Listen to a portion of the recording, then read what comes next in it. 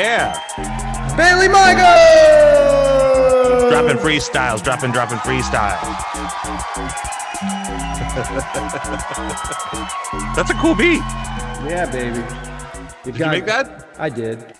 That's awesome. That's a cool. It's very old. It's a very old I beat. like that want sound. Yeah, I call it the Oakland beat because it's like all the Oakland beats had that like boom, boom, boom, boom, boom. Yeah. You know, motherfucking shit, goddamn asshole. Oh wow. Too short. Too short, going straight X-rated. Of course, it's too short. You gotta keep it. You gotta keep it short. What's thank you for all the emotes, guys. I appreciate it. I hope you guys are doing okay after that. Whatever that was. Short is when I first went platinum. Oh man, I used to know a whole intro to like one of his songs in like '98. It was like a purple CD. It's like gosh, I can't remember it now. But I used to be able to like, it's like he like lists all of his CD titles up to that point or something like that. Life is too short. Oh, dude. Mac. Life is too short is when I first went platinum. Something. Yeah, I get it. Wow, I haven't thought of that since I was 16 years old. Yo, Too Short was amazing. I work at a homeless shelter right now. I heard. And punching glass. And the other day I walked in and somebody had they're homeless, but they got their little they got their Bluetooth speaker and they're bumping, sure. Blow the whistle, blow the whistle. I'm just like, what in the fuck? What is happening here? I'm walking to the cafeteria and they're all like this one dude's like crip walking and shit. I'm just like, all right. Well, you got to. I mean, when you're homeless, you've got an infinite amount of time to learn how to sea walk via YouTube and everything else. For sure. That was really cool. Your news roundup section, and I say this every time I come on. It must just because, it's always like anywhere from 6 to 8 months in between visits or something like that. Is that like you get more and more like it always looks better. Like I'm impressed by your little graphic and your cartoon at the bottom, and like you just had like that whole page with like with all the new stuff. So what was the deal? Like I was taking my dog out because he was being obnoxious. I thought he already went out, but like I mean he did, but then like apparently number 2 was not accomplished the first time. Yeah. What was I just sort of like when I reheated my coffee, I just saw a picture of Rihanna on the screen. What's her deal? Oh, she's pregnant with A$AP Rocky's baby. No, good for them. Yeah, that's what I said, and I was just commenting on how hot Rihanna looks pregnant, and I think that she always looks so attractive. Yes, During like what was the Shy Ronnie videos on SNL where it's like her and Andy Samberg or whatever. Oh, I don't know. Oh man, they're super funny. You just look up Shy Ronnie and it's like when she would music. I think she was the music guest or whatever, but like, yeah, they did like these fake rap videos where it's like Andy Samberg's character like mumbles the entire time and she like sings the hook or whatever. And then it's like he breaks out and like, freak raps like whenever she's out of the room. But it's really, really, yeah, it's well produced, obviously by Keeve and Yorma or whatever, like and all the Lonely Island stuff. But it's it's really, really funny. But you guys can't see any of that. I'm like, I thought they could see all this, but no one could see anything. I take back what I said about how great your production has gotten. You should. No one should be complimenting me right now. I'm half alive right now. Yeah, this is the second one. The first one, they're in a classroom or whatever. It's really, really funny. But like, it's good. It's well done, well produced. But like, so what was there controvecy because her belly was out or something, or was it just like people were like, oh, she's pregnant and now she's showing her baby bump off to the world? Yeah, basically everybody's happy. No one's mad at Rihanna. Okay, everybody's you can never tell with the news these days. I know. Like, it's like she's pregnant. How dare she show up in a belly shirt? It's winter, for fuck's sake. The baby is cold inside. She's a bad mother. Cover her stomach. Is Rihanna an abusive mother? Tonight at 8. I don't know. I don't think there's a tonight at 8 anymore. I think it's like, well, that's Central Time, bud. So no, I just figure it's all like tonight on YouTube. It's like Later much. on YouTube. We'll talk about it. We'll get a bunch of people who read something talking about it. That's what that's Really what diluting the information of what was originally said, so now the narrative becomes what someone else's opinion about it is. Tonight at 8 on YouTube. it's the purple tape is what Bon Bon is saying. It must be the purple tape. The what's the Too Short album. So no, so it's the purple tape. I'll trust you, Bon Bon. With a name like that, you sound credible. And for all of you and for all of your listeners who haven't dealt with me before, all I do is flick crap. So if I make fun of you, I'm kidding, because I know that we've had problems with that in the past, where I come on with my hot takes, and Bentley and then you get thumbs down emotes for days. Yep.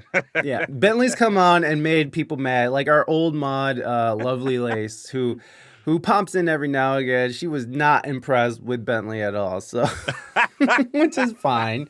You know, he's not for everybody. I'm not for everybody either. So it's like whatever. But you know who is for everybody? Rihanna. This fucking guy in a pop punk band that I found. Hey, watch out now. There I am. Holy shit! Look at you. You got your hand in your pocket, like. Well, he was like, the photographer was like, do something with your hand. I was like what? And he's like, I don't know. And I was like, I'm going to just stick it in my pocket because I don't know what to do with it. There it goes. I'm going to make this picture. I was like, you're the awkward. photographer. You tell me what to do. Yeah. I was looking for something the other day, and I was flipping through a notebook, and then it just like, I started to flip the page, and I just saw the edge of this picture. I was like, oh my God, is this what I think it is? And I flipped the page, and it was that picture. And I was like, holy crap. I haven't seen that in a while. That's yeah, that was gosh, 2001, and about 3 chins ago. So that was speaking of pop punk, I don't know if you know this. I found this out the other day, but the original. My first pop punk band was named My Favorite Band. You're welcome. Oh God, that's awful. God damn it. Can't believe you ruined everyone's day by that. And there was one out of Southern California near Big Bear who also was called My Favorite Band, and they sent us a cease and desist, and I was like, fuck you. Yeah. This is on MySpace. This isn't legal. This is punk rock, bitch. We do what we want. No, they're like, just don't come to our territory. And I was like, yeah, all right. Yeah, stay off our block. Don't you be playing pop. So then we toured through California with the name, and a lot of people were like, you're not who you guys look different. I'm like, I don't know. Anyway. All your songs are different too. What the fuck happened? No, but they're so much worse. They're so much worse in person. I think it could get any worse than this. So the interesting thing that I found out the other day, and you probably know this because you're such a Blink-182 fan, is that their album, what's the album with the porn star nurse on the front? What's that one called? Oh, Enema of the State with Janine. Yes. So the original first print had her with the nurse outfit with a red cross on her hat. And what ended up happening is that the Red Cross ended up sending a cease and desist to Blink-182 because there is some kind of rule that you can't use that symbol in public unless it's representing the Red Cross. And so legally they couldn't use it anymore. And so they had to remove it. So there you go, friends. Now you Das know. Morbi, what does that say? Das MDR 31 81. You got Rihanna's coat in the background. It's the bunny suit from A Christmas Story, sir. Yeah, Morbi. That is not Rihanna's. It's the Christmas Story bunny suit, which by although the way, it zips up the front, and I wear it all the way unzipped, so my belly hangs out, baby. I'm keeping it Rihanna style this winter. Bentley's pregnant. Yeah. Oh. Are you gonna start dropping the pregnant dude emote? Have you seen the pregnant dude emote? I love it. No, I don't really do emojis and or emotes. Are you serious? No. You are killing me right now. I'm 800 years old. Come on, Bentley, get with the times, man.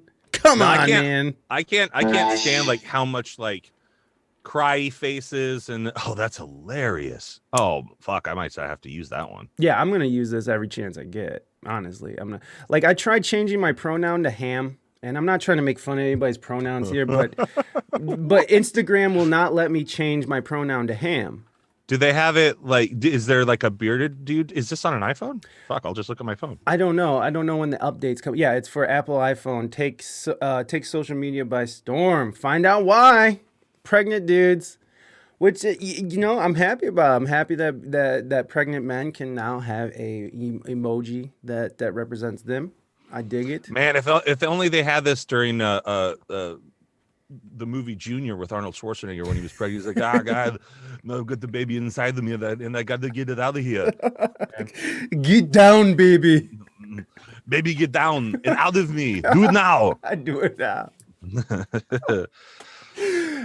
Yeah, so we got pregnant men emoji or emotes or emojis. Yes, that's emojis. Emotes are in Twitch. I am so happy you went there. This is my first thought too. Yeah, well, no, that's what we were talking about earlier. Oh, If I do use an emoji while texting, it's usually the me emoji where it's it looks like the we version of me or whatever. yeah. I spent all of that time giving myself a gold tooth and a monocle, so I'm going to use it. I'm gonna use it. Damn it. Yeah. Offending peers. Uh-oh. Oh yes, I remember that. I remember that the pregnant man if offended Piers Morgan. Like, Oh no, not Piers. not Piers Morgan. You stupid idiot. It's like no one cares about Piers Morgan. He's such a doucher. Is he British? I He don't is know. I don't British. pay He's very attention. British. If it's offending Piers Morgan, it's the right thing to do. There you go. I agree with you, Morby. If Piers Morgan is offended by this, then we must be on the right track. We must be on the right track. I must not have updated my iOS yet. I still only have the pregnant lady. Damn it, Bentley. I tend not to update my stuff a lot. Me too. Just because it always seems to be like, well, my phone blew up, and I'm like, my phone works fine just now. So like Planned obsolescence. Yes, same thing. I don't like updating my shit because of planned obsolescence. The more you update it, the closer it is to being obsolete. So I don't like doing that. Yeah, it always breaks stuff. Yeah, this is so distracting. Like watching people talk at the bottom. Oh, I know. Yeah, it's a balancing But I mean, I act. suppose it becomes like a second a skill. It for is. you. It is a skill. Like you listen, you read. Like Hypersqueak is like how Kid Rock thinks people will care if he cancels his tour dates. I'm telling you, a lot of people do care, Hypersqueak. But I think it's interesting that he changed all his dates to places that have less restrictions. So I mean, there's a lot of people doing that. What's her name from UK? What's her name, Reina? The lady we're supposed Adele? not Adele. She's a singer. She did Three Little Birds passed down my window. I don't listen 17 to and lyrics. me neither, Bentley. Me neither. But I only know this because Raina sings. So Oh, right. like cinnamon, so sweet. Have a Dutch and around hand you. Corinne Bailey Charlie Ray. XX. Yeah, Charlie XX. Corinne Bailey Ray is coming from the UK, and she is only playing southern states that that don't have any restrictions, and she's coming from the UK. So you got to think that this is a business move for people because when you're Sure. booking these dates, you're booking out all like throughout the entire year, maybe into the future, and Yeah. that costs money. It costs like even booking those dates costs money. So you got to understand that why are they going to risk it? Going to places like California where things change on the whim, like on the Yeah. governor farts and it's like, fuck, we're going back into lockdown. It's over. And that's pretty much the whole West Coast, I feel like. I don't know. How is it for you? I feel like in your city, you guys probably like don't give a fuck. Is that true? In Oregon? In Salem? In Salem, it's actually I just joined I just got cast in a musical. I got cast in Matilda the musical here. Oh. Yeah, I'm playing Miss Trunchbull, the orphanage leader. Oh, the mean lady, the bad guy. That's Yeah. awesome. Raina was My friend who's directing was like, "Hey man, would you please come audition for this for me because I want to cast a guy. I really want to cast a guy because I don't know if any of the women auditioning are scary enough, and I know that you have scared children on the regular at Enchanted Forest." And I was like, And I was like, yeah, man, yeah, sure, I'll come audition. And like, this is how this is how unprofessional of a theater auditioner I am. He goes, I was like, what do I need to do? And he goes, just sing like 60 seconds of a song. I was like, here's the deal. I don't know any songs. I don't have music for songs. I was like, I can bring my guitar in and play you something. And he was like, okay. Yeah. And he's like, just make sure like it shows off a good range of your vocals or whatever. I went, okay. So I went in and I didn't, there's like 6 people involved in the casting. There's 5 besides him. So I just said the name of the song. I didn't say it was by me, and I sat and played it. And then like 3 of the people that were working there, they were like, what's that song again? What's it called? I was like, it's called Hyphenated. Like, who's it by? I want to look it up. I was like, oh, it's by me, and it's nowhere. And it's not recorded. And like, and they were like, that's your song? And I was like, I was like, yeah. Why? And I've never played it for like, except for like maybe a couple of friends here and there. So it was weird to hear like these people who are very good like theater singers. They're like, that's an amazing song, and it's like it's so emotional. I was like, well, yeah, that's what happens when you write a song like right after you get divorced and move into an apartment. Like you write sad songs, Yeah. like that have a lot of emotion because you're just sitting there crying and drinking pots of coffee and smoking cigarettes all day. Like, Yeah, it has to go somewhere. If it doesn't go somewhere, it eats you alive. yeah, and I just and it's a fun like finger picking tune. Like, there's like a lot of like stuff I had to like I wrote the part first and then wrote the lyrics just sort of noodling, and then I like had to like put it all together. I was like, oh, this is so dumb. Bentley, And you know you're just gonna have to play it now. We're gonna have to hear it now. Are you up for it, Bentley? Are you do it live right now? Is what they're demanding. Yeah, I can. I was sitting there noodling with like a different idea. Like while I was listening to you talk, I have this like very Queens of the Stone Age style like idea. Like I was like, and I was just like sitting. I was like, oh, that's cool.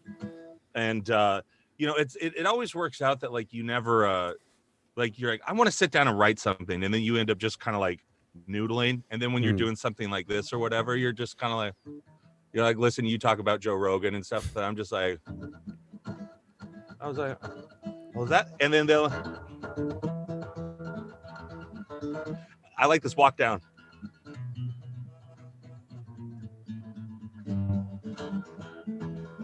I was like, that's like got that sort of like Queens of the Stone Age-y, and you like put like a little fuzz on a bass. Yeah, that sort of thing. Yeah, let me grab the lyrics because I'm not good with lyrics. I actually took my note. I took my lyric book on stage for a theater audition. They're like, oh, is that your music? I was like, no, it's my words. They're like, oh, okay. It's the most unprofessional audition ever. Yo, but I sang it, they liked it. I can't remember words either, man. I'm the same way. And then they like then they did like the octave stuff with me on the piano. And like they took me up to like something 4 and then all the way down to C2. And they were like, wow, that's low. I was like, it's the one thing I'm good at. Yeah, let me grab my wordy book. Yes, sweet.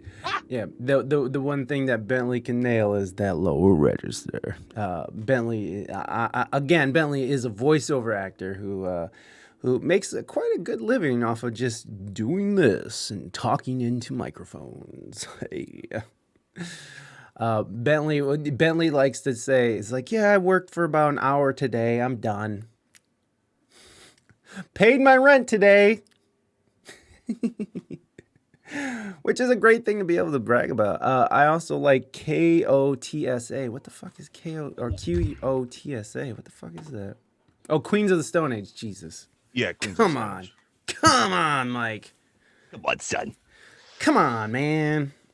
Yeah, that it kind of reminds me of like I think it's like one of the first tracks on Song for the Deaf.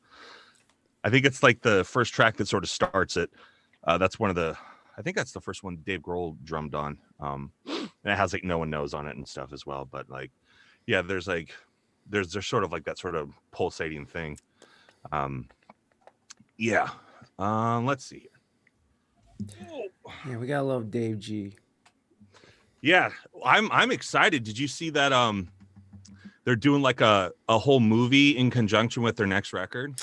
Yeah, it's gonna be a documentary or something. No, it's like a fake horror film where they move into this haunted house to like make the record or whatever. Oh snap! I didn't know. I didn't know that. Yeah, That I sounds think it's called amazing. Studio 666 is what the movie is called. Because like their studio is called Studio 606, so I think it's called Hmm. Studio 666, and then like there's a whole it's a whole feature length film about Oh them, and then shit! like the house is It's possessed playing. and It's out right now. It's oh already nice. it's already playing. We'll watch the trailer. Well, maybe we'll watch the trailer. I don't know. Oh, thank you for the trailer, Robbie. Yeah. Robbie has it pulled up already. What up, Robbie? Well done. I got to see them on tour. Nice. Yeah, they're out playing. Like it is an interesting thing because like, you know, people are out playing, especially like comedians. Like I know a bunch of comedians that I listen to on their podcast and that sort of stuff are out touring. Like Segura's out, Kreischer's out, Santino's out. And they're doing big venues. Like Segura just did like this 5,000-6,000 seater like last night. Hmm. It's huge. Like and because like if anything, the whole last couple of years, like because they kept podcasting and they kept, you know, and a lot of people that were sort of like fringe comedians, like Andrew Schultz, Hmm. is another one. He started his whole Patreon and now he's out just like Murdering. mobbing deep, like Hmm. with a huge audience, you Yeah. know, and you know, it's just like it's really cool to see a lot of those folks like how big comedy is, and plus I think it's like it's a welcome release, I think honestly, I from everything, absolutely. especially with you know, yeah, that's interesting. I actually read up on the whole Rogan thing because I assumed you might ask me about it. I read up on it yesterday and I watched his video and that sort of stuff. Like, yeah, it's such an interesting thing to like, and I see it sometimes locally, like with folks that I know that like do comedy or you know, they're like, I remember when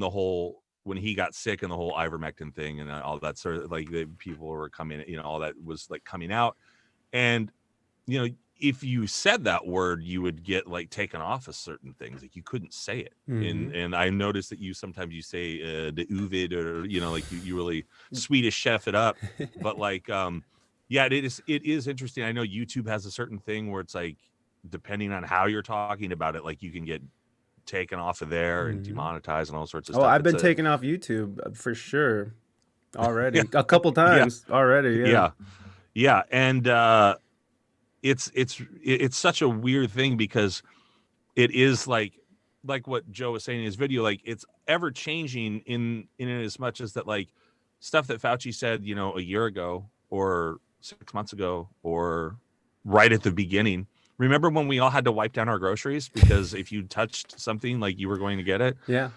Like I've never washed my hands like so much, like, you know, the run on plastic gloves. There was no plastic gloves, you know, there was no like medical gloves anywhere, including gloves for hospitals and shit. Like, Yeah.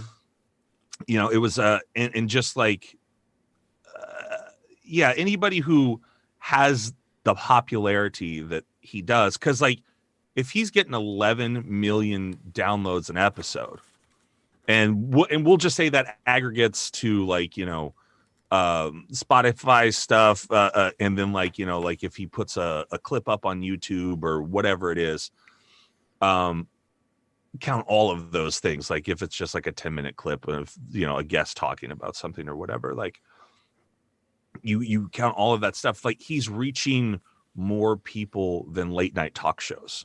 And probably than like a lot of news outlets that have maybe a couple million people that watch throughout, Most. Yeah. you know, whatever it is. Like I know that like some of the late night talk shows, they get like 1 or 2 million views Yeah. If for that. their show, or you know, it's like he's doing more numbers than Fallon. Like if you want to promote something, you should go, if you can get on Rogan's podcast, you should do that instead of like go on Fallon, because like, you know, people like my mom are watching Fallon and they're probably not going to be interested in what I'm doing. If Yeah. my mother has taught me anything, if I curse, she's not interested. Which is why the Christmas Story podcast, like I didn't curse or I bleeped it so she could listen to it, and Aw. she was very thankful for that. She goes, it's fun to spend time, because she spends her time and during the winter down in California in Palm Springs. Ooh. She's like, it's fun to spend time with you like daily, because you know they were Aw. only like 15 or so ish minutes. Yeah. She's like, so it's like she goes, and I learned a lot about you that I didn't know, and you have a lot of memories of a lot of things from your childhood that I completely forgot about, or B, didn't even know happened, and that sort of stuff. Like, because like yeah, it's interesting, like to see that sort of stuff. And as far as I just saw a comment, yeah, the science has changed about COVID, and like, and it's the more you learn, because like, for example, like I got it in 2020, and I know I got it because an entire family tested positive for it, and they were one of my dance students, and she sneezed in my mouth like on accident. Like I was showing her like a tap, because I teach tap dance, and so like I was showing her a step. She goes like, "Don't quite." So I was like showing to her, and I like turned to her to go like, I was like, "Do you understand now?" Or like, so I was about to go, "Do you?" And she goes, "Huh," and I was like, I'm not gonna lie to you, that's the grossest thing that's ever happened to me. I was like, you guys keep working on the step. I'm gonna go wash my face and rinse out my mouth. And like, I was just like in the bathroom, and that was on a Monday. And on Thursday, I was teaching my little kids class, my 7-8-year-olds, where I'm going like step, touch, jazz hands, turn in a circle, step, touch, 1, 2, 3, and like, and halfway through that class, like when you start to get sick, all of a sudden you just feel that battery draining. You're just like, oh God, oh. And like you could just feel it coming on. I was like, oh motherfucker. And so it's like I went home, like I drove home, and I stopped, and I got like a box of saltines, some premiums. Got to get the premiums. Don't get the store brand. Get the premiums, and I get like a 6-pack of Gatorade and like a couple of canned soups. And I barely got out of my bed except to like, except for me and my dog to use the potty. I've never felt worse. I've never been so sick in my entire life. My entire body hurt. I had a fever from Thursday at about 9:30. I got into bed, and I finally felt decent at about 1 a.m. Monday morning. Like I woke, and I slept. I would sleep for like 6-7 hours, and I'd wake up, and I would like take my dog out, and I would like walk to the backyard, down some stairs, walk back up the stairs, and I'd just be like, I'm done for the day. I just put it like, I may as well just run a marathon. And like, don't really remember about the smell or taste, because I was so sick and I felt so terrible that like I wasn't really processing, and I was really only drinking water and kind of eating saltines. And it was just kind of like in between like fever stuff, but and then it was like my back and everything, like, it was just the worst. It was so bad. And then it's like, and then it went away. Yeah. I woke up like, and then like I went and taught on Monday, and I was like, oh, I feel like my boss messaged me. She was like, how are you feeling? I was like, I feel like I didn't have anything at all. I'll come in and teach today. Oh. She was like, that's so weird. But halfway through that class, again, my battery dropped, and I spent the next 3 weeks, I spent teaching a majority of my classes sitting down. Wow. Because like I couldn't charge up. I couldn't like, and like you were talking about, like, the lethargy and or the lethargy if you're British. But like that sticks around, man. And I'm pretty sure I had one of the Omicron, like the old Omicron here, like probably about a month ago or something, because again, I got feverish. Oh yeah. Omicron, get some. And I did. And like I don't lay around. I don't. And like I was just like tired, and I had a fever, and I had like this stuff, but I was like, this is terrible. And then again, for like a week or so afterwards, I was just like, I don't know. And then like it's like I don't want to do this, and like and I'm not that way at all. Like I'm not a sluggish person. I get up, even if I'm hurt or I'm sick or I'm whatever, like I get up, unless I just physically can't. And I just couldn't. I was like, man, fucking this is horse shit. And my dad and his stepmom had it, so I think I may have got it from them when I went over and hung out with them and had dinner and stuff. But it's like, at a certain point, like you just have to make the decision of like, what are you comfortable with? Like there's a dive bar that I go to here. No one in that motherfucker wears a mask. People walk in, like, I think people go there because they know they kind of like don't have to. Right. Yeah. Staff doesn't, like the fucking, like everyone just walks in and is just like, pew pew pew, like like they're fucking what's that Yosemite Sam? They're just like yeah, like it is just like I go there because most of the time there's no one there, especially like during the day, and so it's like there's like 3 old dudes that are retired that are drunk at like 1, and like and I just sit in the corner and I write. And like, so it's nice. And, you know, they've got $1.50 PBRs. So it's like, you know, it all works out. And like, I just sit there and I write cause I'm working on a bunch of stuff. And yeah. And it's like at a certain point you just go like I always wear it in. Like wear it in. I know I don't have to, but like they have the sign up, but I always wear it in. The second I sit down, I take it, you know, and then like a lot of this, I mean, I see people not all the time, but like the stores here, like you're supposed to, like, I mean, you're just, if you're indoors, you have to.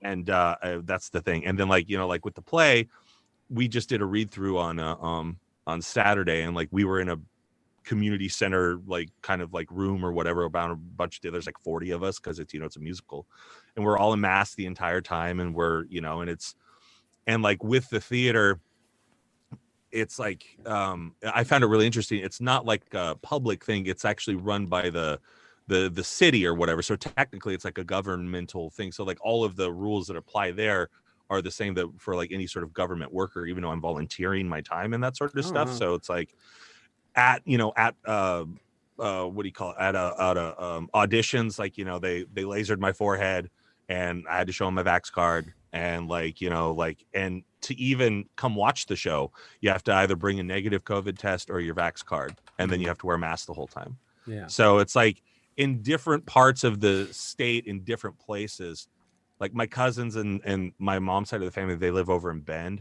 and there's a lot of they've all had it. Every single one of them had it, and they were like, yeah, we got sick and now we're fine. Yeah. And like even my aunt and uncle, who are both in their 70s, they both got it. My uncle works outside on a golf course, and you know, I don't know how he got it, probably in the break room or something, but like he was like, yeah, I was sick for like 3 days and I'm fine. And then it's like, you know, some people had it worse. Some people, like a buddy of mine who's in North Carolina, his entire household has it.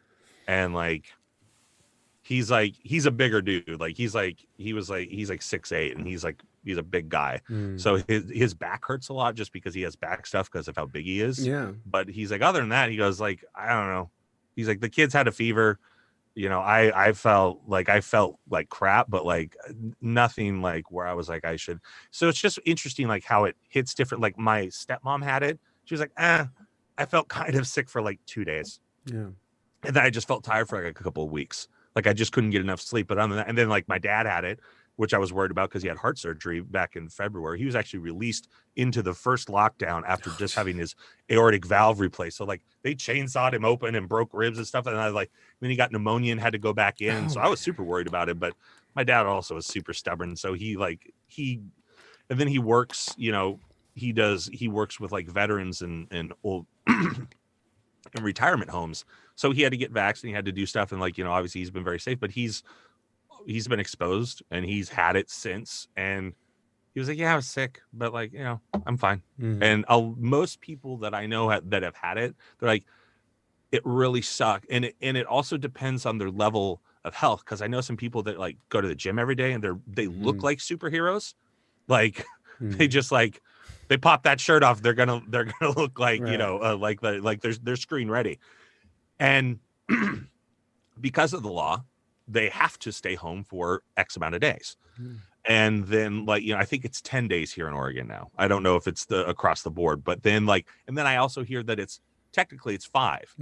And it's like, you know, you're supposed to quarantine for 10 days, but technically you're fine after 5 or something like that.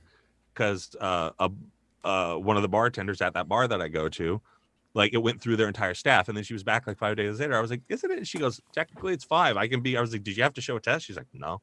And I was like, that's like, it's so weird how everywhere that it's handled and what the rules are and like all that sort of stuff. So it's kind of like, and you know, I get why people are outraged, but then the one thing that I say about, you know, like vaccine stuff and like whatever is just that, like, I think a really big part about why people are so maybe distrusting is possibly the incorrect word, but why people are so hesitant and or just like no, because like, and you see a lot of time, you see online, you see memes of like, oh, polio and chickenpox and blah blah blah and blah blah blah, except for like those vaccines make sure you didn't get it. Right. And so I think why people are so weirded out is they're like, so you want me to take a vaccine that was touted as one thing, but I can still get it. And not only that, I can still give it to people. Right. And so it's like, you know, so you're like, oh God, that's so creepy. I know. What's up, Like, so like, Cartagena? I think that's why, you know, you see such a divide with people is they're like, well, if you're telling me to get this, but you're also telling me that I still then have to abide by all these rules and all these, then like, I the general consensus I would imagine from those people is then like, then what's the point?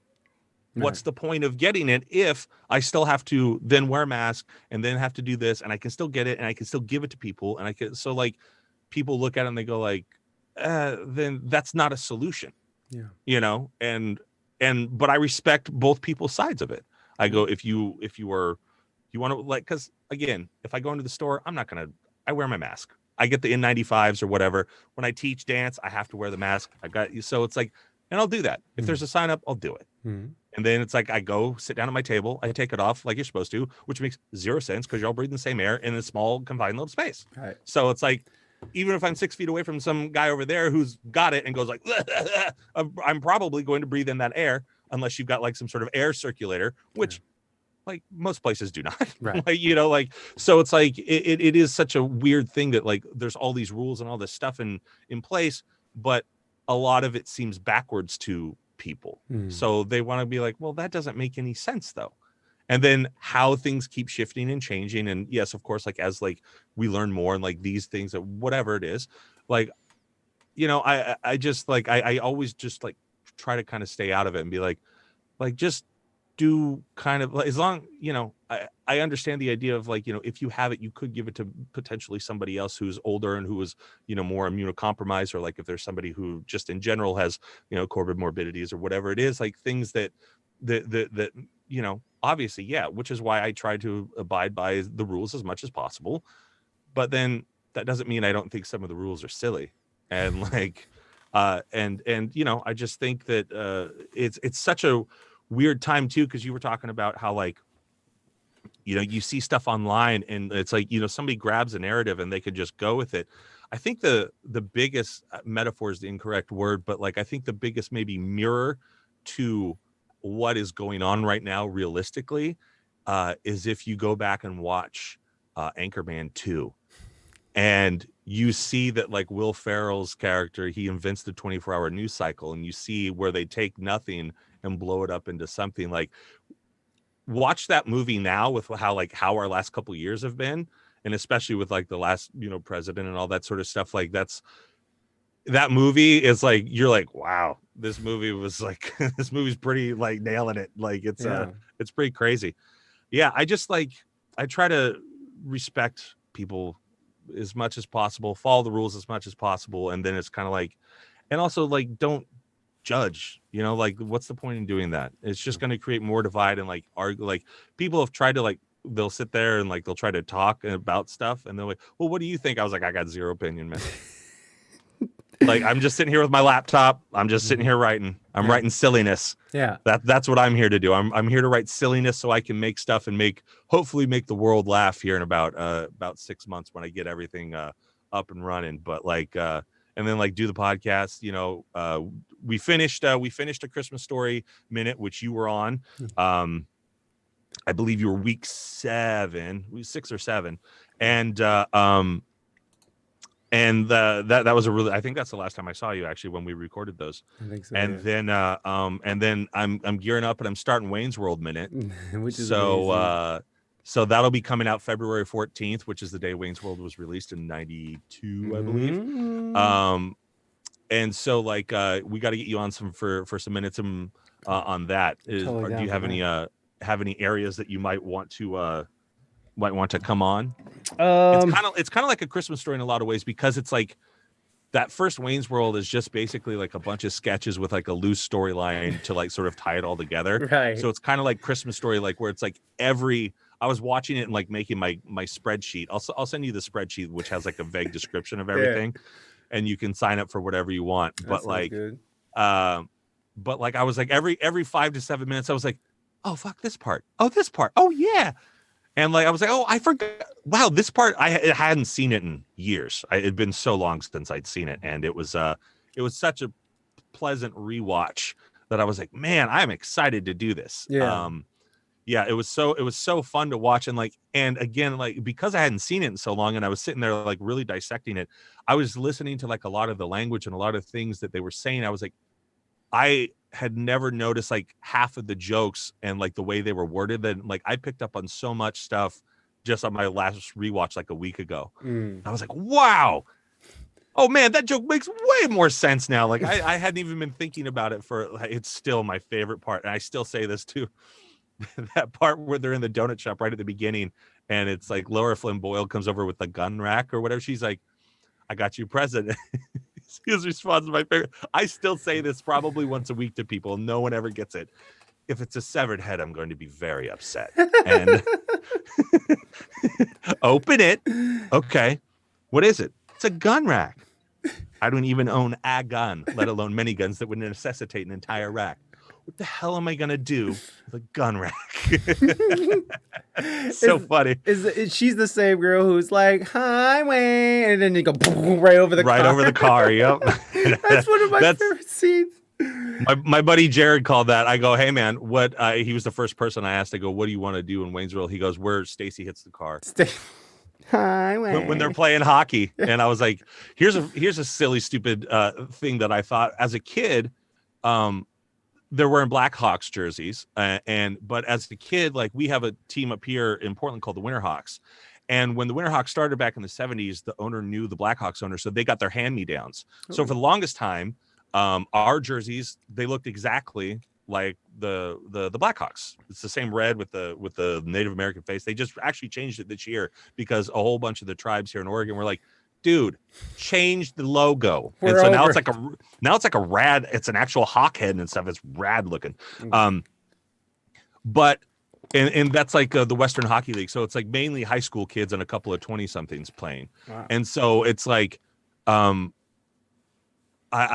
as a kid I was like, that's the hockey team. So I thought they were representing Portland, and we have a Milwaukee, like when they, there's that sign, like when they're flipping through Milwaukee, Waukegan, Aurora, and we have a Milwaukee and we have an Aurora right there on the I-5. No yeah, so I was like, where's the hell? Like there was a couple. I was like, and I would try to find it on the map or whatever. And it wasn't until I was in high school that I realized that was the Chicago professional team. Oh. I thought it was, which is why like they were my team. And then so now it's just like I support them because I was a stupid kid and Wayne's World tricked me. Yeah, and that's all you need.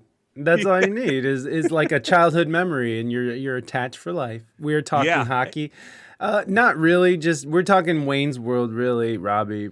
We're just hockey pot. It makes me. Oh yeah, Robbie is a sports podcaster, so he does. Oh, that's rad and stuff. So yeah, I really only like hockey. Like I mean, I went to a friend's house a week ago and we watched a Blazer game together. And that was fun. And like, whatever's on in the background when I'm writing at the bar or whatever, like, it's so weird. Like I can't sit here in the quiet of my house. I get distracted by how quiet it is. Like I have to go somewhere where there's a lot of loud noises and like people gambling their life savings away and like sit in the corner and ignore it all with headphones on. And then I can write. It's like, it gives me focus to ignore all that other stuff. Podcasts or audiobooks, or sometimes how do you listen to podcasts and fucking write? Like I don't get that. Like I can't listen to anything like that while I'm like writing or doing anything of real thought, because like my brain doesn't split like that. But like I don't get that. I guess fall down and hit your head more as a kid. Okay, I got it. I'll do that. I'll make sure I get that. Play hockey and get jostled around a little bit, and do martial arts and get kicked in the head a lot, and that sort of stuff. Get better at ADD. That's what I got. Get a better ADD. Yeah, it is highly functioning ADHD, and for sure, and it is like I usually, it's like I'll sit there and I'll listen for a while, and then it's like I turn it off and I'll just like watch something, and they're noise canceling headphones. So a lot of the time it's just so people don't come over and talk to me. A lot of the time I'm not listening to anything. It's just they see these big old cans. Mm-hmm. They're the Raycon like can versions or whatever. So they're pretty beefy. Yeah. And like it's just, and then it's like I've got my hood up as well, so it's like that's over the Yeah. thing, and so people are like, oh yeah, we don't go talk to him. And Yeah. the bartenders, they just like, they see the glass is empty, they bring it over, and I say thank you, and then I go back to writing, and it's just like it's a weird symbiotic relationship that we have. Well, I mean, that's great. I mean, I find it very interesting that you have to go to a noisy bar to put on noise canceling headphones to work, but you know, it's whatever gets it done, man. Like it's like whatever works for you. I mean, who am I to say is like that's wrong, Bentley? That's very it's wrong. more it's more of just like, it's more of like filtering out the distractions so I hyper focus, because the big distraction here is that it's so quiet and peaceful. I'm like, Mm. God, how can you get anything done like this unless I'm writing music? Like then it's like, but then that in and of itself, like I'm usually watching TV and I just sit there in my chair and I'm like, I wrote like this weird little, I don't know if it's like a faux Latin samba thing, like last night where I was watching TV. It's like a,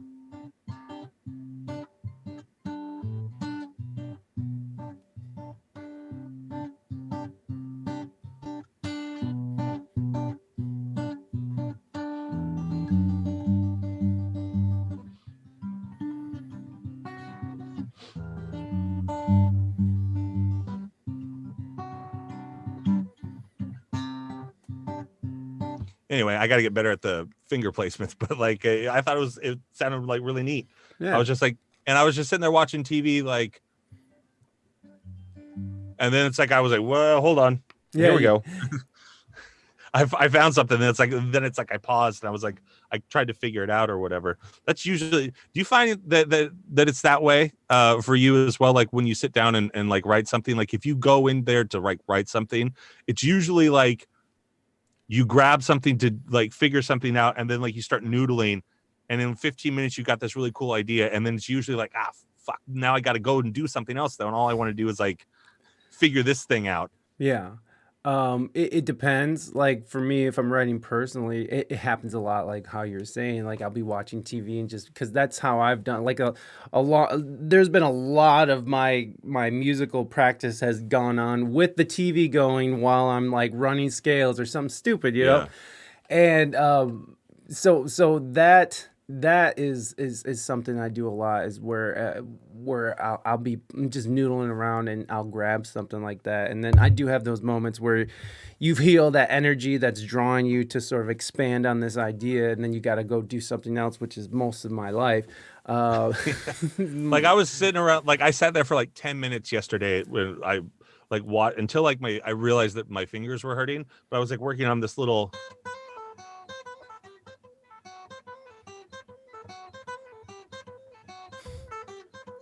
and I was just like watching it, and then like whatever the score would come on the TV, I'd be like, and like, you know, just like goofing off with that. And then I was just sitting there like doing like a lot of like, and then like figuring out like where to, and like figuring out where, and then like creating runs or whatever. mhm. And I just sat there probably for like 2 hours. And like this morning I woke up and I was like, why am I? Oh yeah, you played guitar for like 2.5 hours yesterday. Like, and I don't play every day, so it's Right. like I'm not like one of those guys. So it's like I'm always kind of like reintroducing calluses to my Yeah. fingers. Like So it's my always calluses are always like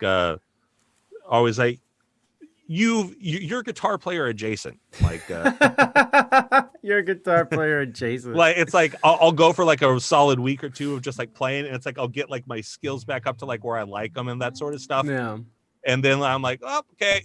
And then it's like I go and I sit down on my piano for like a week, or like, you know, grab Yeah. the bass or sit down, and I've got like a drum practice pad on my kitchen counter, so I just sit there and like if I'm cooking, or it's like I've got a TV set up with my laptop in the kitchen, so it's like I can watch YouTube or like streamer shows like as I cook and that sort of stuff. You know, sometimes I'll even do like Gordon Ramsay has a thing on his YouTube called Ramsay in 10. Hmm. And so it's like he'll cook you an entire meal in 10 minutes or less. And so I was like, all right, Ramsay. So it's like I'll watch it once and then I'll prep everything and then I'll do it along with him just to see if I can keep up or whatever. And but like if I'm doing something else, like I'll sit there and just like run rudiments on the practice pad for you know, Well, Robbie, I think that says Robbie. It is. Robbie, all you have to do is be grounded a lot as a kid because you got bad grades and you're stuck in your room. So you just like keep picking up instruments and and you just like you grab the guitar because your dad's brother was a drummer and he said get something with headphones. And then at 16, my dad was like, hey, the church youth group is looking for a bass player. You play the bass? I go, no, I play guitar. He goes, what's the difference? I was like, about an octave and 2 strings. And he's like, well, let's go get you a bass. And I tried out for the church band and got into the church youth group band. And then when my parents got divorced my senior year of high school, I was like, my dad's too sad to notice if I buy a drum set. And so like I bought a drum set because my favorite band was looking for a drummer. And I was like, okay, I'll learn how to play drums because I've always had the coordination. Like I could always like lap drum really, really well. And I was the annoying guitar player that would get behind, on a break, get behind the drummer's drum set. And then like just be able to kind of play. And it just always made sense to me to be able to do it.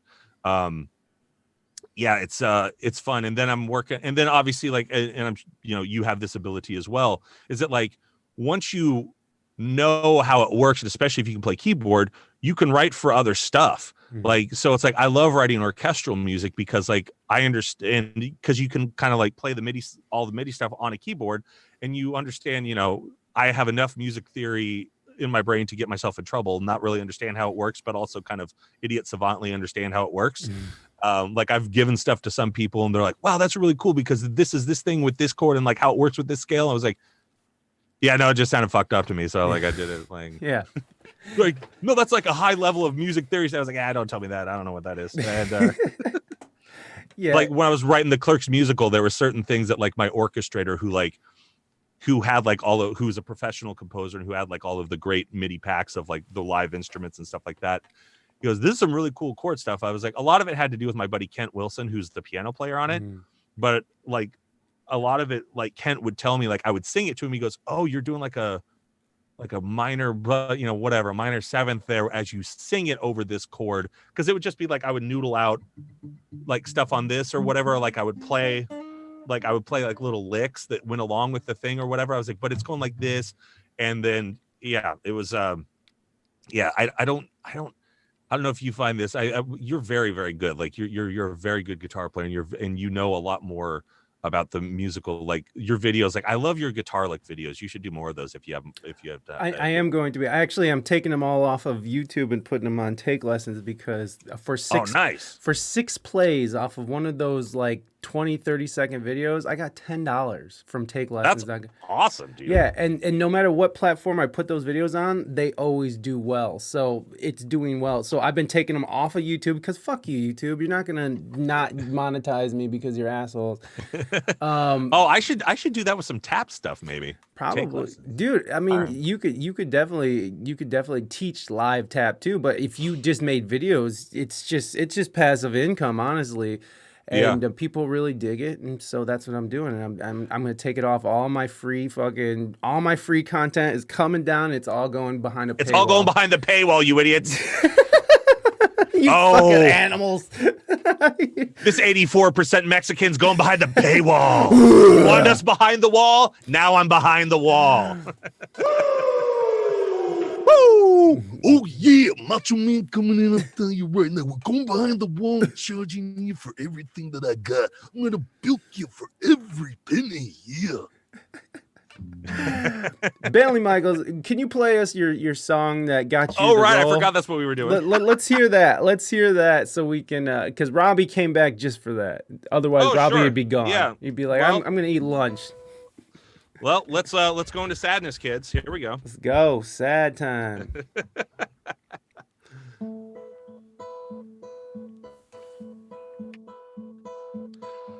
Hold on, vocal warm up. Around the rough and rugged rock, the ragged rascal ran. Here we go. I've been steadily waking up alone and staring at an empty screen again. Living in these white walls I call a home.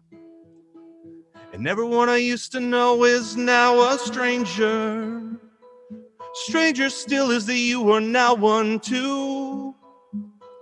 And knowing that I'll never have your touch, your kiss, your sweet embrace, the look of a smile on your face, your laugh that lights up the whole night sky is now enjoyed by some other.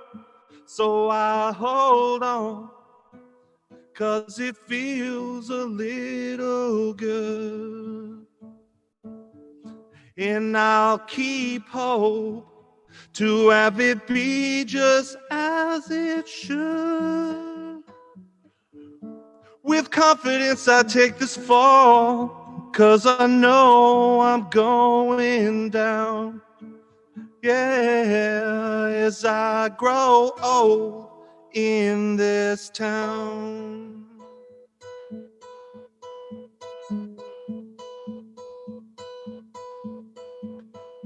There was one last call for alcohol. I swear to God I'd drink it all just to make me numb and done and never let my feelings run around. 'Cause they always find their way back to you, and my heart is never whole. So I hold on, 'cause it feels a little good. And I keep hope to have it be just as it should.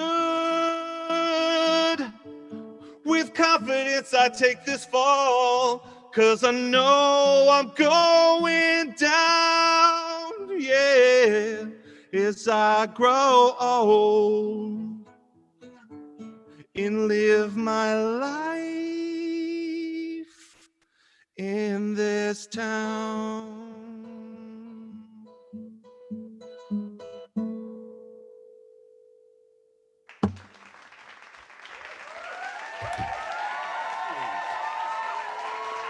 Bentley Michaels, everybody. Hey! He's out here. He's doing it. He's making people happy. They loved it. They loved it. That was very nice. Awesome. Thank you so much, Bentley. That was very nice. And honestly, it made me like you more. Like it showed off a softer side that I wasn't expecting out of you, Bentley. Yeah, I get that a lot. Oh yeah, they're digging that. They're digging that. Yeah, man. No, I really love I really like that, and the less thug. Okay, I really liked that the concept of that too is just sort of growing Thanks. older into a time. I'll show you the finger stuff, since I don't like holding my guitar like a classical musician as I play and sing, but it's just like the bottom two. Oh shit. But the tricky part is this stupid thing when I'm singing.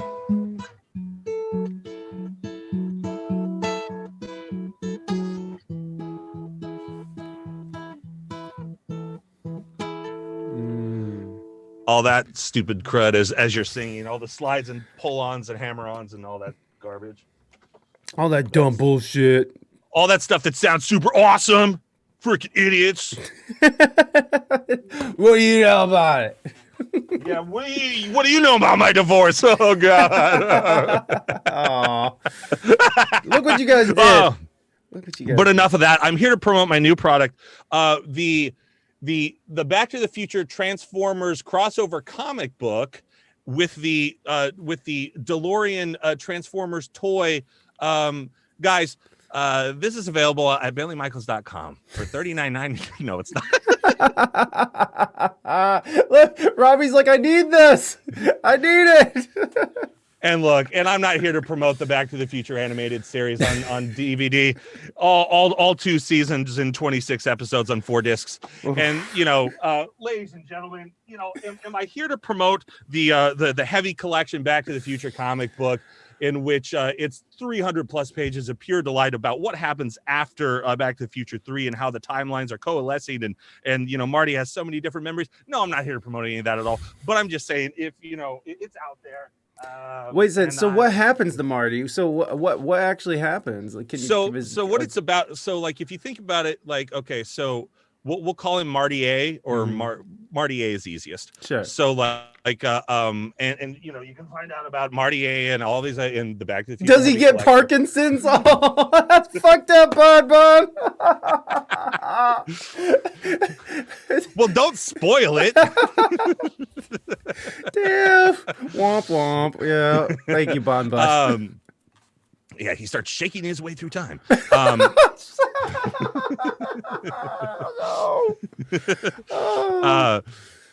So like if you think about it, like Marty A or the Marty that we follow through all three movies. So that's like Marty A. And so then like when he comes back at the end of the first movie and he sees himself go back to the future after Doc is shot and all that sort of stuff, that technically is Marty B. And Marty B grew up with the good parents that he changed. So he grew up in the nice house with like, you know, all that sort of stuff. So he would be a different Marty. So like what it deals with is Bob Gale, the co-writer of the first one, and then he wrote 2 and 3. He helped write the entire comic book series. Oh, amazing. So it's basically right after 3. It starts with like how Marty and Doc met, and then it starts also with like younger Doc. He was part of, they say it in the movie, or maybe they don't. He was part of the Manhattan Project, like building nuclear bombs. So which is why the Libyans end up coming to him to like build bomb. You know, they figure, you know, that sort of thing out. But basically it's about how the Marty A that we see and follow through all the movies, he's starting to have like, he remembers the timeline from like, you know, his crappy, you know, life where George is a dork and, you know, Biff crashes the car and all that. And 2, he's starting to have like memories of like both growing up good, growing up, you know, growing up with like the rich parents, growing up with the poor parents. We'll put it that way for, you know, for simplest terms. And so he's starting to have like flashes of like the timelines like melding or whatever. And it's kind of like, and then there's like a bunch more time travel and that sort of stuff. It's a really cool story, and it's really, really interesting. And it kind of is like the Back to the Future 4 in a lot of ways, and the video game as well. Like you can watch like all the cutscenes on the video game, like it's like an hour and a half long on YouTube or something like that, and it's also pretty good. It's that's my favorite movie, and probably, you know, like definitely top 5. But like if you were to ask me on any given day, I would probably say Back to the Future. And then like top 5 would be Singing in the Rain, That Thing You Do. It's a great movie. And it's so good. And like you know, and then probably like Wayne's World and Happy Gilmore. Like 2 other silly movies. Like those are ones that like I watch probably twice a year. So all wait, 5 of hold those on. So does Doc have to come back from? Because like the last time we see Doc, he's with his kids, Jules and Verne's, and his wife. Jules and Verne, and he takes off on his flying locomotive. And so does Doc come back from the past and? Well, you don't know where Doc goes. He could be traveling anywhere. But I suppose you're right. Yep. They have adventures. There's you know, people trying to steal time travel technology, and there's like, you know, so they're hopping around, they're doing stuff. You know, it's a really cool book. And it's like I said, like they're like each, like, because there was 26 episodes, 26 individual books, and so like it's the compilation, like the heavy collection. The first one is like books 1 through 12, and then the second one is 13 through 25 or whatever it is. Gotcha. And then the Transformers crossover thing, like that was just something that I saw online, and I was like, and because like, you know, sometimes I start researching Transformer toys on eBay, because I was born in 1981, so like that was a big cartoon, and I still have a lot of my original Transformer toys, but like, and then I saw the Back to the Future thing, I was what? And then so, you know, had to get the toy, and then it came, and then it like had to get the comic book. You know, Biff and the Decepticons try to take over Hill Valley, and Optimus Prime and Bumblebee, along with Gigawatt, the DeLorean Autobot. They save the town. Is the clock tower in a Transformer this entire time? I can't tell you, but I gotta tell you, it's a fun read. That been giving them to my son. Mine are old school ones. Yeah. No, Heck yeah. that's wild. I never would have thought to even put Transformers with Back to the Future world, but yeah, The comics, the Transformer comics, they do a lot of crossovers with like different movie things. Like I can't remember mainly because, but like I know that they've like when I looked that up, then on like Amazon, it was like you may also like this Transformer crossover with this platform. Yeah, oh, there's it's Star fun. Wars and Transformer figures. Oh, I see. Nice. Oh, they're the only Yeah. ones you got. Oh, I thought it was a crossover. I thought it was. Yeah, I've got a little collection of like DeLoreans basically. Like I've got the Gigawatt, and then I've got like a bunch of different like die cast ones, little Hot Wheel ones, all sorts of different stuff. Oh It's man. it's the one thing that like I collect a lot of, other than like I don't really collect a lot of other stuff. But I love Back to the Future stuff. It makes me giggle. Would you? And that's just like a movie that I'll put on and like go to Yeah. sleep to. Well, It, like it's it great. moves. It's a great movie. I mean, you can't. It doesn't get much better than that. I remember seeing that in the theater and just being blown away. Do you think you would ever get like a real DeLorean and try to like do Oh, that thing? Yeah, if I had some fuck you money, I would 100% get like, because there's places that'll like build them out Yeah. to look like the stuff. Definitely get a different engine in it so it doesn't like blow up. But it's basically like you could Thank you for that gifted sub, Mighty Mighty. Thank you so much. I appreciate coming in looking like T-Pain or something. Hey, watch out. That's ridiculous. Yeah, I know. Yeah, that's yeah, I would totally do that. And I would like, because there's people that do that. The like, if on Instagram, I think it's called DeLorean rental, and like they just show up to like events, Comic-Cons, that sort of different stuff. Something I am working towards is getting a movie accurate Deadpool suit, and then I'm going to volunteer my time and go to like different hospital like cancer wards, but also just like different hospital wards, like show up as Deadpool. Wow. And like hang out with the kids or hang out with the adults too or whatever, and just goof around and show up. And because I know like in Oregon there's like, I used to have a friend that did it for Batman, but he had like a Christian Bale style Batman suit, and like Dark Knight, the second one, the version of it, and he would go to hospitals like, and there's like a group of folks that show up and that sort of stuff that play different characters and different different superheroes or whatever. And so that's something I want to do in the next year for sure. Damn, that's fucking awesome, man. Like that's a heavy job, man. Like to go around and have to be in that space with children, especially in the cancer ward or something like that. That takes a lot, man. That's a tolling job. Yeah, it's well, my grandma back in 2010, 2011, I forget, but she had pancreatic cancer and she died from that. And then my uncle, my aunt's husband, he has something right now. I don't know specifically what it is. My niece, who's 7, she had a very rare form of it's something like only a couple, I think 500 or less kids a year get this type of weird sarcoma cancer. Oh my god. And it was like behind her left eye.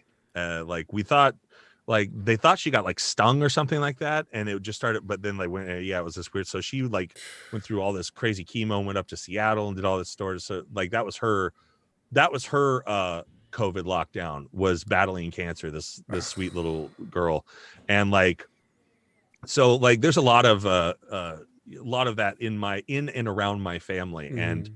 And I, we all did like the head shave thing for her, like everyone got together. I did it virtually, but like and I shaved my head anyway. But so I bicked it this time, like Yeah. I took out the razor for her, and send her a picture and that sort of stuff. But yeah, it is a heavy thing, but also like I look at it as a thing of like especially like based off of like what the last almost 2 years at this point is that like there's so much negative, and especially when you're locked up in your house, it's easy to like sit behind a phone and have a whole bunch of opinions, or behind a keyboard of any sort of type, and and get angry. And like, I just want to make stuff that hopefully brings people together and makes them laugh and like makes them, you know, make it a better place for you and for me, entire human race. And but honestly, like make laughter, make it and bring people together that, you know, that like if you can find something funny, like you could maybe and also teach the idea of like it's okay to disagree. People don't have to agree with each other, but you can still be respectful. Like you and I could disagree on something, and I wouldn't get mad at you. I wouldn't be like, well, fuck you and your platform and I'll burn it all down. Like I'd be like, okay, right. If that's how you think, cool. Like, you know, and there's people in my family that think a certain way, bunch of hillbillies. And like, I'm just like, and I'm like, all right, man, cool. Like, or like certain people in my life, you know, over the last 2 years, they've said some stuff to me and I'm like, did not know that you were like that. Okay, well, I gotta think of the positive in our friendship and what I do like about you, you know, that type of thing. And I'm sure I'm the same way to people. Like, I heard your little preamble with me. Yeah, I was. I sometimes I get in these states. I think I've even done. When it was when you had the other dude on. I think it was like 3 times ago that I was on. I forgot his name. Offbeat. Yeah, and I always forget. But like that was one of those days where it's like I had been up for like 36 hours, and so like I came on your show and I was kind of like. Like I was just like zonkered. Like I fell asleep after that show. But yeah, it was one of those things last time where I was like, okay, you got to go to sleep. And then all of a sudden it was like 7 a.m. and I was like, I don't know if you're going to sleep, man. And so like I was like, all right, here we go. And I had 2 cups of coffee and I sat down to drink them. And then I woke up at like 7 o'clock at night sitting in my chair. With my cold cup of coffee sitting on my table, and I was like, "Well, I guess I missed the podcast." And then I felt so bad that I didn't like. I felt so terrible and embarrassed that I was like, I don't know how to tell him that I was just tired and sleeping. Like, what it was it? Did you message me on Christmas Day and say like? I think it was like on Christmas. I think so. Right? I was like, I don't know what you're going through, buddy, but I hope you're doing okay. And that's like all I needed because I was like so embarrassed to like be like, yeah. And I was so apologetic. I was like, I'm so sorry. I felt so dumb being like, hi, I slept through this because I'd been up for almost 2 days before that. Why was I up for 2 days? I don't know because I couldn't fall asleep. And it's like I've done, but now like getting into play. That was another thing. Like, you know, so it's like I got to go to and then teaching dance again and that sort of stuff. It was nice to sort of it's nice to have like a schedule because like I have to go to rehearsals at a certain time. I have to be at the dance studio at a certain time. And so I'm like trying to get back on a normal schedule. Whereas before it was like, yeah, I got up at 6 just like any other person, except I got up at 6 p.m. And so it's like it was like my days were just flip-flopped. Yeah. And so it's like people would talk to me for like a couple hours before they went to sleep, and then they would talk to me when I was going to bed at like 6, 7 in the morning or whatever like that, you know? Yeah. And they'd be like, I'm just getting up. I'm like, I'm going to bed. See ya.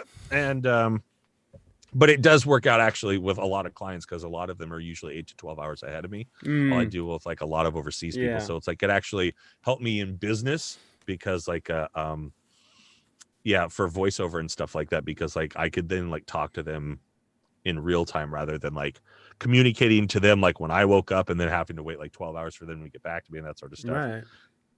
So it just sort of became a habit, you know, and then it was like, well, this isn't great. Well, it's no, I get it, man. I've been on that schedule before where you're just like you're just up all night doing whatever you're doing, and then your days are burnt. It's fine.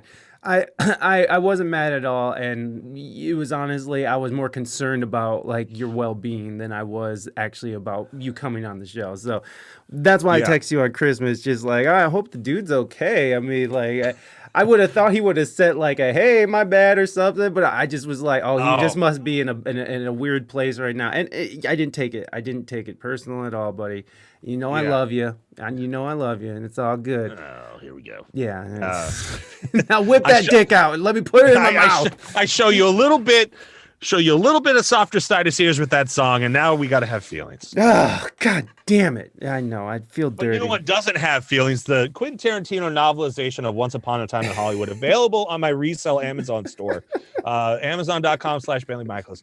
And doesn't exist, just made that up. So that would actually be sweet if you had a Bentley Michaels resale store. You just sell it all your shit. look, guys, have I read it and want to give it to you? You know I do. And at a premium discount, 5%. A little bit of dog-eared, but that's the Bentley Michaels way. You want a little dog-eared. You want a little bit of that. Did he touch it? Did he, what genius is about to rub off onto me? Yeah. He even made notes in the sides. There. Oh, I made notes. Oh, yeah. I notes. look like a crazy person. And things are underlined and highlighted. Yeah, there's a whole manifesto. And that sounds about right. Yeah, it is. I was just thinking about that just because like that popped me back to the Rogan thing of the Spotify. Like you were saying this, and I was thinking this the whole time. I was like, it's funny that those artists want to take their stuff off of that thing. Like it's a big deal because it's like a streaming service or whatever, but it's like based off of what I read, Spotify pays people. It's not like they're really like gonna take a hit monetarily. Yeah. Like Spotify might.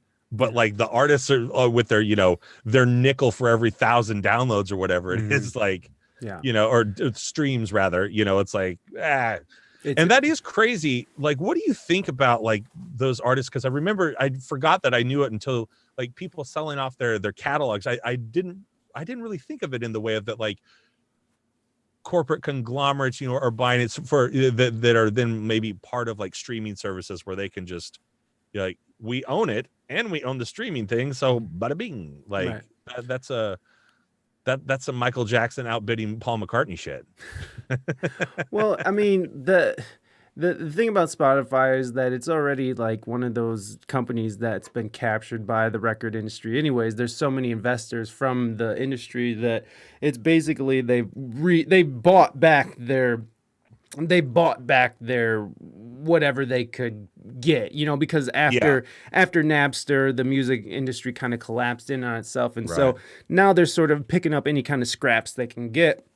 But with streaming becoming a very solid way of transferring information, people have looked at it as a solid investment. And so you see these older people like Bob Dylan sold his catalog for $300 million. And that's just smart. Yeah, why not? I mean, money. What else are they gonna? Like they're on their last leg. They're just like whatever makes the rest of this an easier, ride out. I would take it as well. I thought about taking my stuff off Spotify, but I realized they for free send my stuff to 10 other companies. So I won't pay for Spotify, but don't see why taking it off hurts anybody but myself. It really doesn't. And I mean, especially like when you think about like Joni Mitchell and Neil Young, who the fuck isn't, people know who these people are. Not like the kids know. What was funny about the whole Neil Young thing was that I got Joni Mitchell, sorry to interrupt you. I got Joni Mitchell confused with Janis Joplin. I was Lord. like, Joni, and like Joni Mitchell takes her shit out. I was like, I thought she died. She's and then like dead. And then I was like, you mean her estate took it off or something? And then like as you were talking about it, I was like, no, Joni Mitchell, she's from Love Actually. Janis Joplin's the one that. Oh, okay, never mind. Yeah. And like, and I wanted to share that with your audience because I'm a dumb. He wanted to not only share that, but interrupt what I was saying just to share. Sorry. It's the ADHD. It's one of the things that I interrupt or else I'll forget it. No, I'm the same way. I'm ADHD as well. And and that's why I have a notebook next to me so I can write shit down or else it's gone. It really is fucking gone. Do you ever write notes where you go like, you'll like, okay, this is the way. And then you look at your note and you're like, the fuck does rabbit foot mean? Oh yeah, I mean, let's just this is my notebook. Let's just go through some of these. Let's see. LLC, Kanye, The Weeknd, Bruno, Emote Cutie, Troubadour, Self-Deprecation, nice. Introvert. Yeah. Single that's the name and of jealous. your first album. Yeah. Yes. Yeah. Let's see. Eyes of Xylem. What the fuck does that mean? I don't even know what It's your Matrix fan fiction. that's basically what my notebooks are. It's just one big compilation of Matrix fanfic. But it's going well, and yeah, no, the ADHD thing is hard. ADHD thing is hard for me because the focus and trying to stay focused, especially when you have, a chat and you have a guest and you have all these things blinking at you. It's taken a lot to get used to this sort of setup, man. But Yeah. I do. What was interesting though? What did you think about the fact?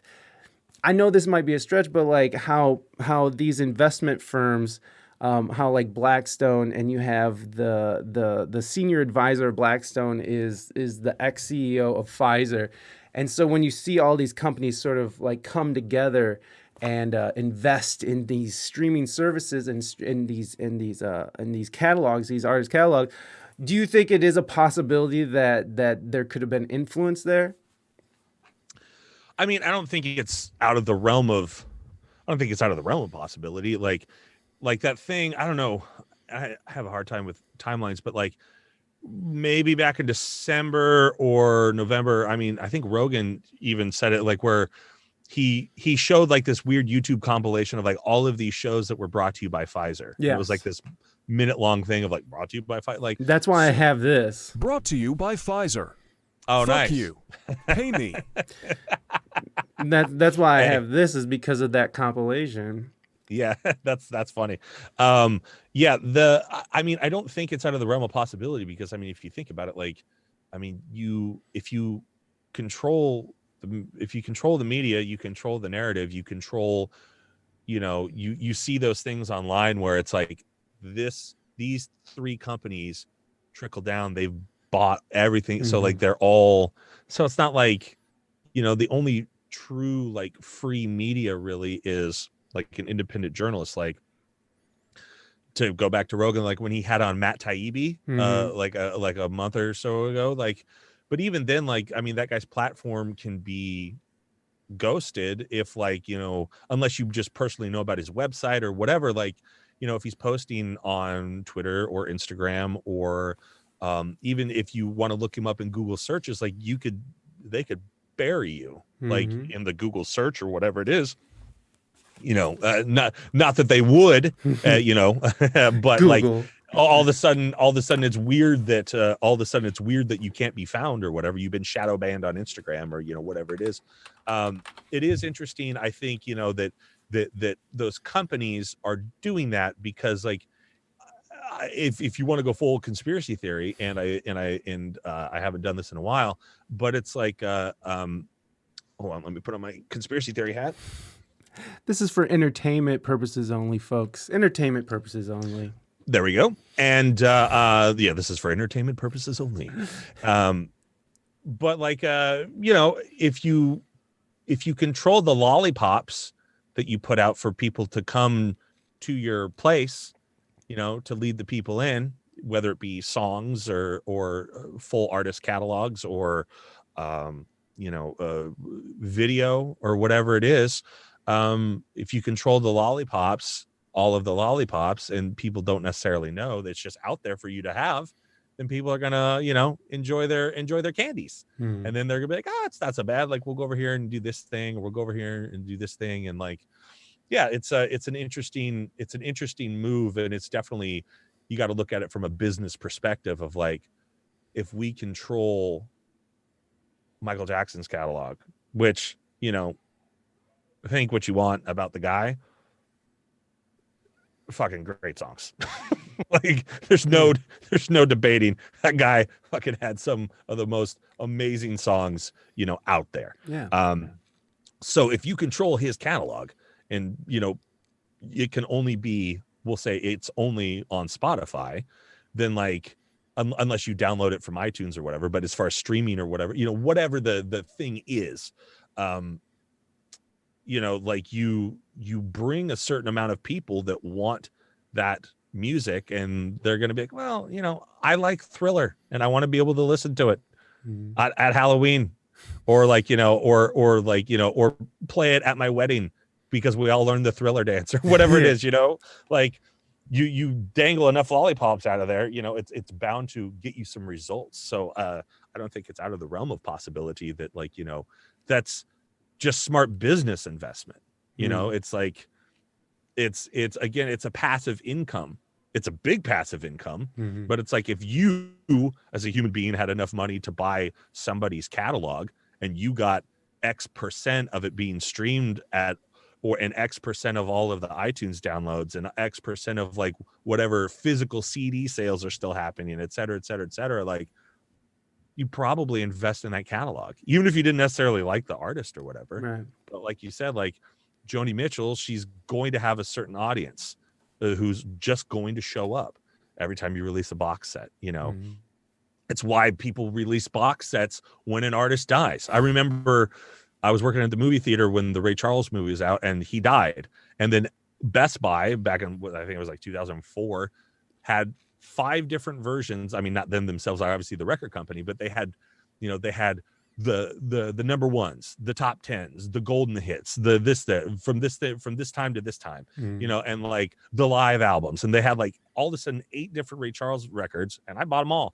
And I felt, because I was watching that movie so much at the movie theater, that I was like, I want to be able to listen to these songs. Like, I didn't realize a lot of those songs were his songs and that sort of stuff. And so, like, or when Michael Jackson died, all of a sudden the best of, the number 1 hits, the greatest hits, the whatever it is, all of those came out. And like I was at music school, and I forget which one of his drummers was there, and he goes, look, Michael passing was terrible, but when he passed, the re-release of all of his greatest hits, because he was the drummer on, like, I think Beat It, and like Billie Jean, and like a lot of those 80s hits or whatever. He goes, my checks sent 3 of my kids through Ivy League schools. So it's like, you can't imagine, and he's the drummer, right? Like, you can't imagine what Michael was making, like, and all that sort of, and the record company and all that sort of crap. So it's like, yeah, it's interesting. That is something that I want to, Linkin Park as well. I'm sure, like, they had a huge resurgence in, like, downloads of, dude, that first record of theirs, was it Hybrid Theory or something like that? The 2000 record. Yeah. It's just 12 songs, and gosh darn it, that is such a well-crafted record, from the song order, the tempos, the whatever, the production of the songs. What a banger of a record. I remember listening to that record all the time when I was like delivering pizza in the early 2000s, like 2000 to 2002-ish. I was like listening to that. I'd just be like singing in my car or whatever, and like, delivering pizza and smoking cigarettes. And get down. Bought the vinyl re-release. Ooh, nice.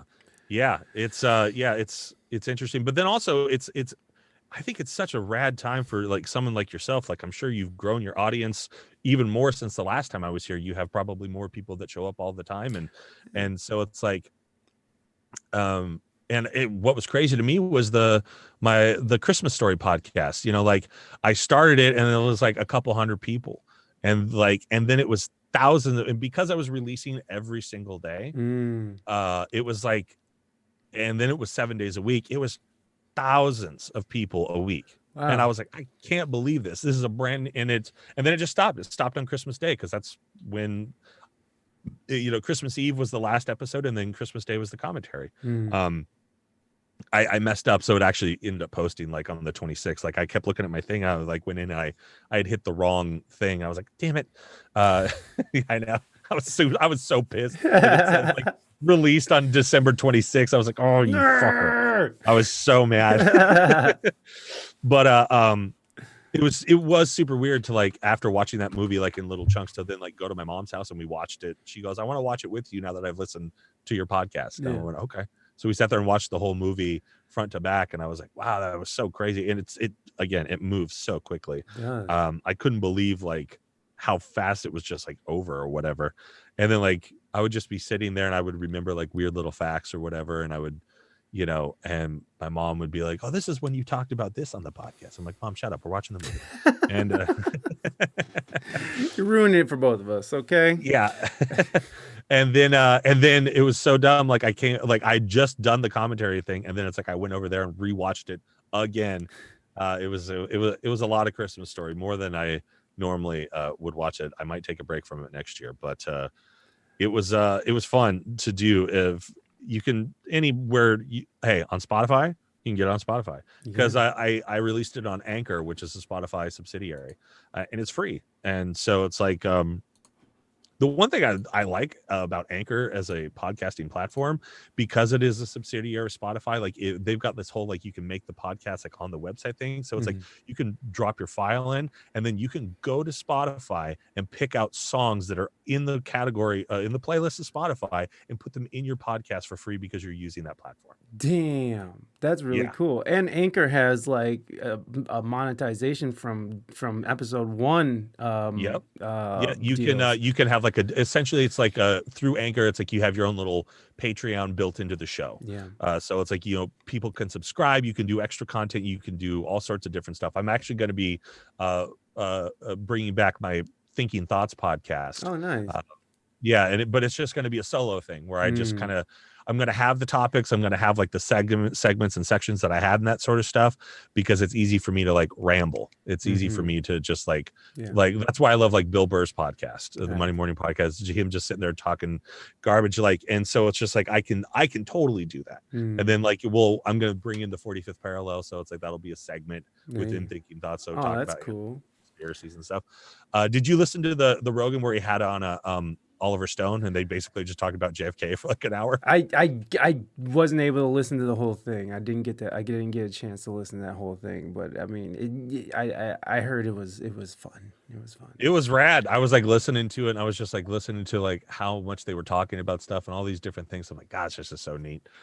I love so neat. I just gifted a friend the book 11/22/63 for Christmas, which is Stephen King's like time travel JFK, and James Franco like did the Hulu show about it and all that sort of stuff. And so like I was like, I re-listened to the audiobook. It's a big fucking audiobook. It's like 23 and a half hours. And so like I re-listened to the audiobook as my friend read the book, and it was hard because like she reads super fast, and I'm like, I can only go as fast as this old man read the book. Yeah.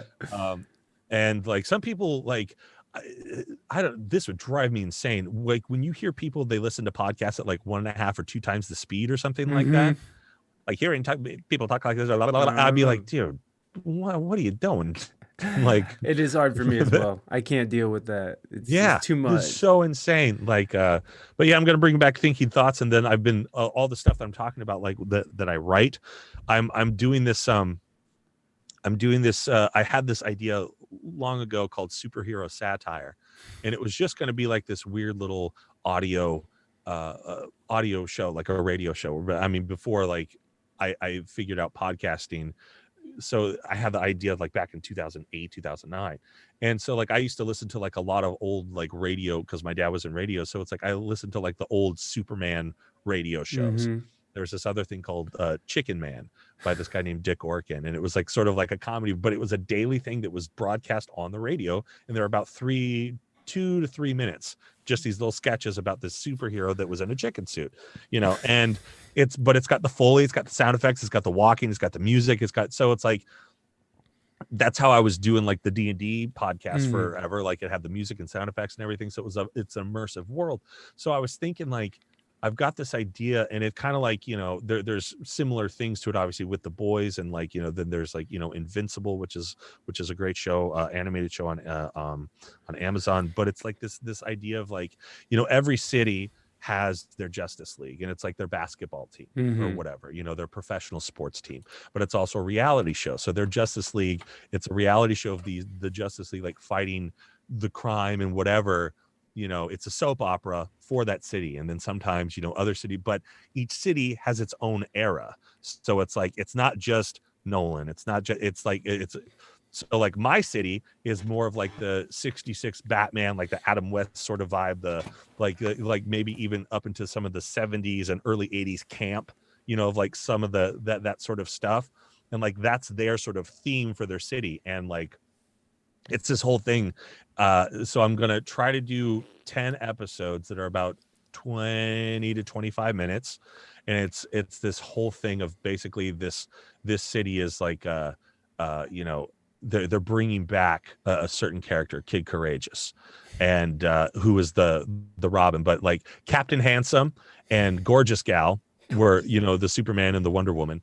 They were married and they had a kid, Kid Courageous. Oh. And unfortunately, he actually died like when he was a young kid on like live television. He actually died, but they played it off for the show. And then, you know, they spiral, blah blah blah, sadness. And then they're like, we need to get our ratings back. We have to come back. You know, like they're talking about, you know, merging our city with this city, and we don't want to, you know, whatever.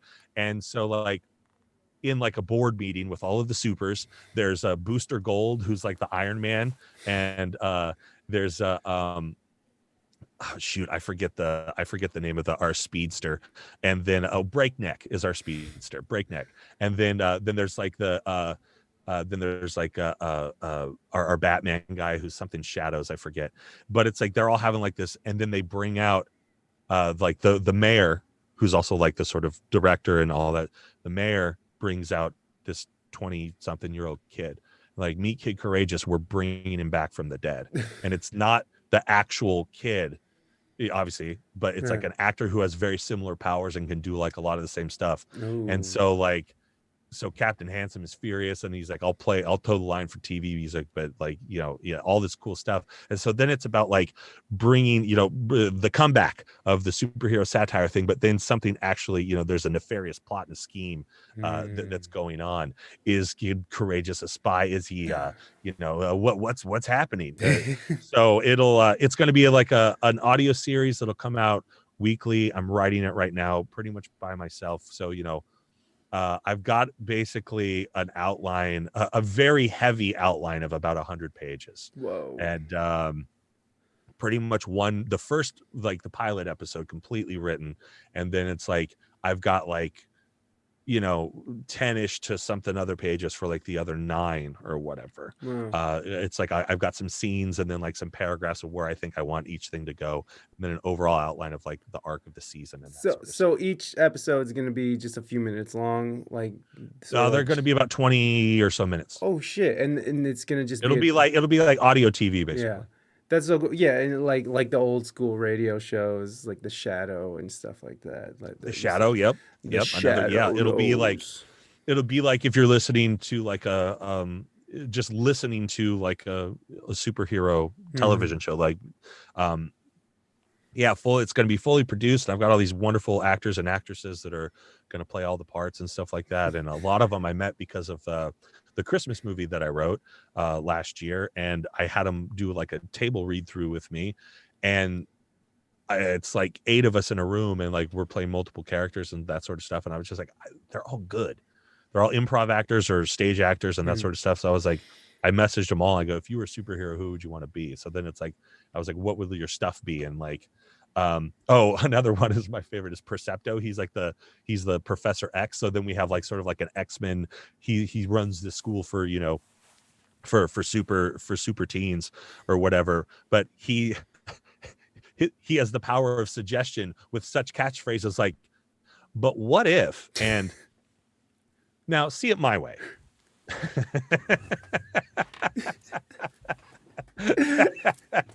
Jeez. What? And he screws with Booster, who's Tony Stark, but if Tony Stark was kind of like Tony Stark in the first one, but if he never learned a lesson. So he's still just kind of like, I was doing a TikTok with like some, you know, blah blah blah, you know, I made up some silly like TikTok, you know, like, you know, lavender Tootsie Roll or something like that, you know, and like, sorry I'm late, and like, you know, and so he's just like a jerk. He's just. And so he's sitting there like in like one of the meetings or whatever, and he's like, I don't know if we should be doing this. And he goes, Booster, but what if? And he goes, you know, that's about Percepto. You can't use your powers on me. Like he goes, but see it my way. What if I didn't? No, you're right.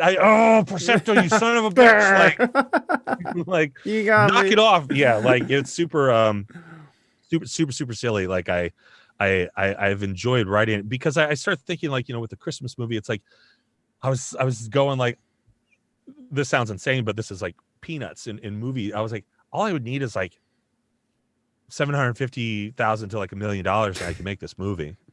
Which, like, when I talk to like my friends in production, they're like, yeah, that's nothing. You could probably raise that. But then I was like, or I could do something that like I could make for pretty much free. Right. Other than my time Right. sitting at a bar and like ignoring people.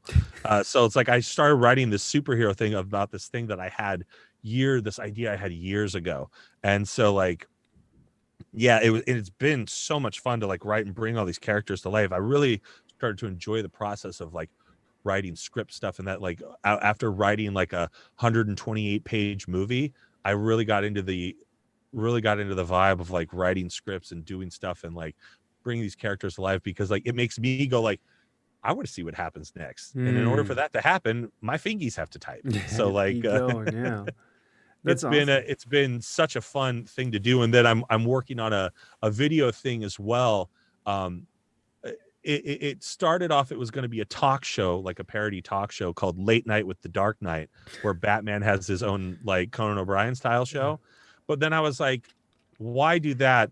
What if Batman had his own Joe Rogan style podcast? Because he's a billionaire. So like, but he doesn't really get comedy. He doesn't like, he's like, so I'm going to play him like Will Arnett kind of plays Lego Batman, but a little bit more mixed in with like Zach Galifianakis of Between Two Ferns, where he's like kind of like, he asks like real dickish questions, but then also the sort of cluelessness of Ron Burgundy. But it's going to be that sort of like Lego Batman voice where it's like, hey, how you doing? Welcome to Late Night with the Dark Knight. Okay, we got for hymns. Okay, yeah, I'll do the ad read. Here we go. Manscaped. When you're running around in a costume, it's great to have non-sweaty balls. So Manscaped, the Man Shaver 2.0. Do people do this? And he's always kind of like talking to his producer off camera, like his young Jamie. He's like, they do what? Really? God, this is so dumb. And so like, and so then it's like I'm also going to do like things with Batman where he's like where he's trying to like his team is trying to get him to go viral like on TikTok and like that sort of stuff. So he's like, all right, so what? I just eat the mac and cheese and talk about it, and then what? We get millions of views. This is the stupidest thing I've ever seen. All right, so this is Kraft Original. Tastes like macaroni. And then I went on Amazon. I bought Kraft Dinner, which is the Canadian version of it. And so like I've already written a script where he compares Kraft Original, the American version, to the Canadian. I'm like, and then we take, oh, Canada, dear God, this is so much better. Oh my God. Like, and then he like gets like super into it, he's like, oh my God, we got to do spirals next. Holy shit. Like, he's just like, he's like creating new brands of Kraft Dinner. Yeah, like, oh no, I've like researched them all. Like there's this YouTube channel. It's called Box Mac. Well, that's not what the YouTube channel is called, but the show is called Box Mac and it's on YouTube. And they have like 150 episodes. These two dudes in, I think, New Jersey, and they review basically every type of box macaroni and cheese. And they started like 5 years ago, and I just got obsessed with watching this show. And I was like, what if Batman did that, but I had no idea what he was doing? And like, they're like, Batman, this is how you go viral on TikTok. What's that? Like, like the clock. Right. Yeah. TikTok. I'm on the clock. I got it. Here we go. And so like his first podcast. And so then I was like, you know what? Then I don't have to have it doesn't have to be like an interview platform. It could be like those 10-minute clips that any podcast takes. Right. Rogan, Segura with Two Bears, One Cave, whatever it is. It's those little 5 to 10 minute clips. So I can write any type of sketch that I want. It's just pulled from this. So I'm like pulled from the conversation with, so my first one is going to be Robin. And I have a Robin on. He's my friend Dash. He's in the Clerks musical. He's the guy with the high pitched voice that pops up. I want a newborn baby. We don't sell him. What, so like he shows up like that.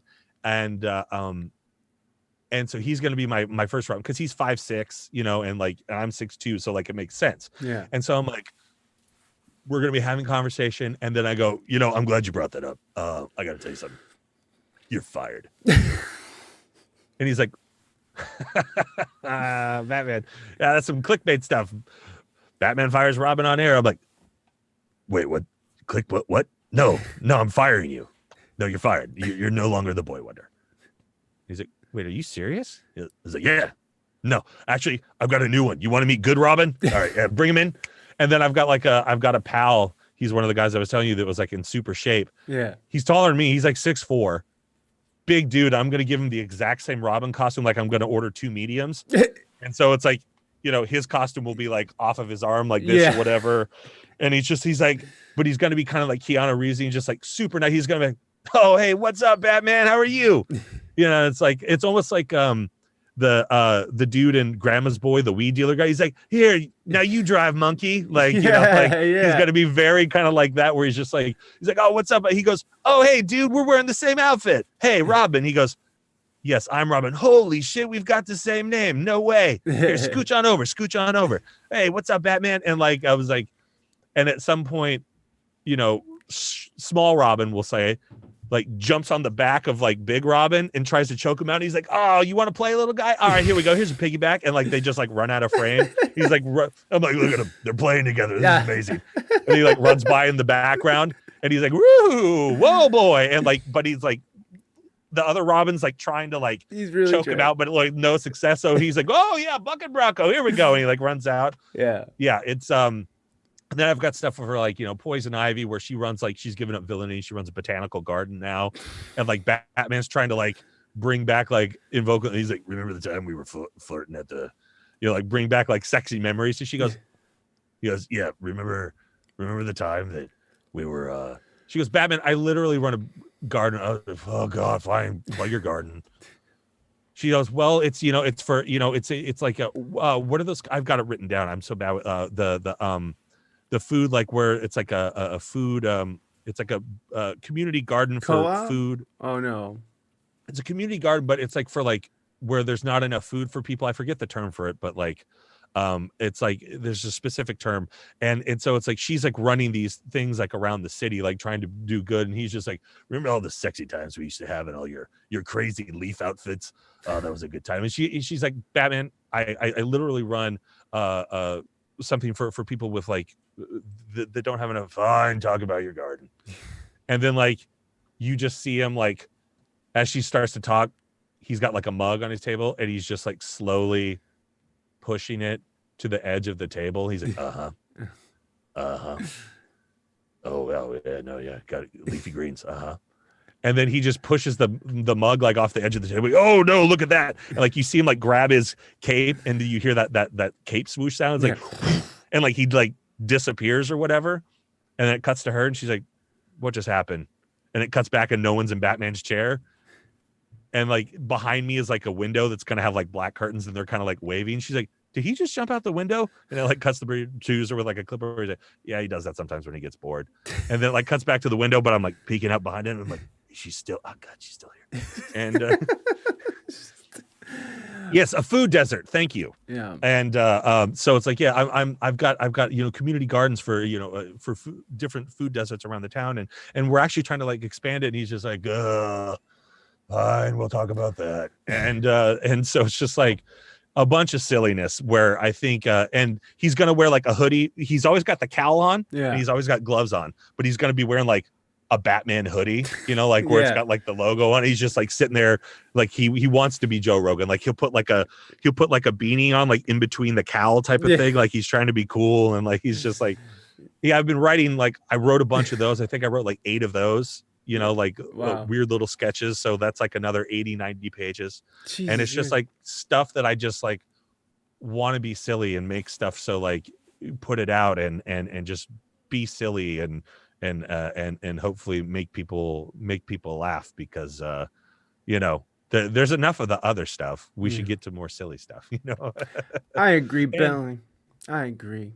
Yeah. Well, we're gonna wrap this up. I have to pee so bad, and I have to go to wrestle some homeless folks to the ground. So you got windows to fix, bud. I got windows to fix. I got homeless people to chase down. So I gotta go.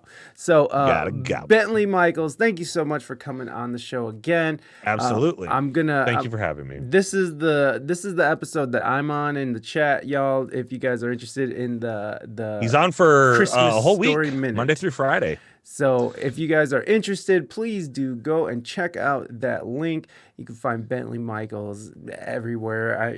I don't I don't have a shout out thing because my fucking. I'll give you links one.